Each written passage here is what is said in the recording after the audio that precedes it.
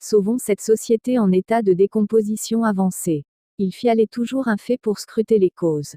Dans notre cas, c'est-à-dire notre société, même si les constats sont toujours amers, il est utile de dire que nous sommes aux confins du sinistre.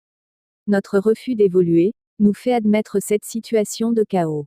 Une situation qui explique cet effroyable retour en arrière avec comme moyen notre ignorance conjuguée avec notre entêtement sans même penser à fuir notre singulière décadence. Une sorte de mentalité morbide sème l'horreur, répand l'atrocité en provoquant la stupeur de tous ceux qui nous guettent tant la gaucherie et la passivité nous sont devenus des alliés inéluctables. Une masse se réjouit en faisant du mal, pendant qu'une autre subit l'arbitraire et les outrances sans ouvrir droit à un plaintif cri de douleur.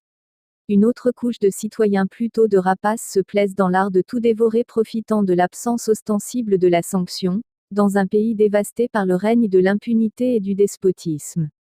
La jalousie, cette grave épidémie qui perdure et relègue nos meilleurs, bannit nos élites, ne cesse de décimer le génie créateur d'idées constructives, inventeur de théories philanthropiques. La bienfaisance dérange notre ordre comme la bonté afflige d'ailleurs notre méchanceté.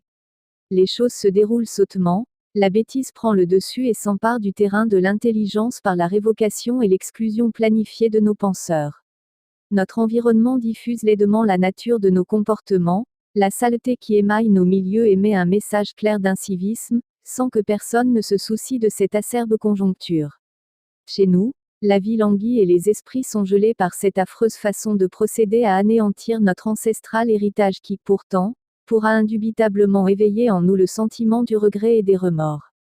Comme il est impératif aujourd'hui de dénoncer tout ce qui nous inflige cet ajournement de la vérité prise en otage par les conquérants illégaux de notre République avec l'absence voire la démission de nos intellectuels qui assistent à l'asphyxie préméditée de toutes ces générations innocentes. Auteur, Rachid Chekri.